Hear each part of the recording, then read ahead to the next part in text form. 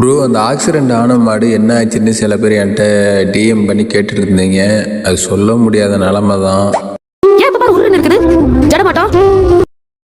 நான் மறுபடியும் சொல்கிறேன், இது மனுஷங்க கிடையாது உடனே சரி பண்ண. இது மாடு, உடனே சரி பண்ணவே முடியாது.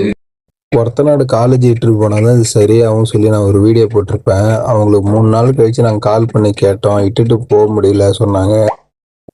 முக்கியமான பாயிண்ட் என்னன்னா, இது மனுஷங்க கிடையாது, ஒரு மாடு தான். அப்படிதான் எல்லாரும் நினைப்பாங்க.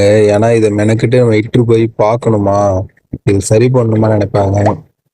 ஒரு மாட்டோட லாபத்தை நம்ம பார்க்க கூடாது, அதோட நஷ்டத்தை, அதோட வலியை எல்லாத்தையும் நம்ம ஏத்துக்கணும். அதான் உண்மையான மாடு வளர்க்குறவங்க. ஏன்னா மகாலட்சுமி மாடு என்பது சாதாரண இல்லை, மகாலட்சுமி சொல்லுவாங்க. அவரால் கூட்டுட்டு போக முடியல சொன்னார். ஏன்னா வீட்டில் 1008 பிரச்சனை இருக்கு சார், நான் எங்களால் கண்டிப்பாக மாட்டை கூட்டுட்டு போக முடியாது. அப்பயும் ஒரு ஆள் அங்கே பார்த்துட்டு மாடை பார்த்துக்க முடியாது சொன்னாங்க. ஆனால் அந்த மாடு இறந்துச்சு. இந்த வீட்டில் நடந்த மாரி இனிமே வேற எந்த வீட்லயும் நடக்கக்கூடாது. அதுக்கு நீங்க தான் பத்திரமா பார்த்துக்கணும்.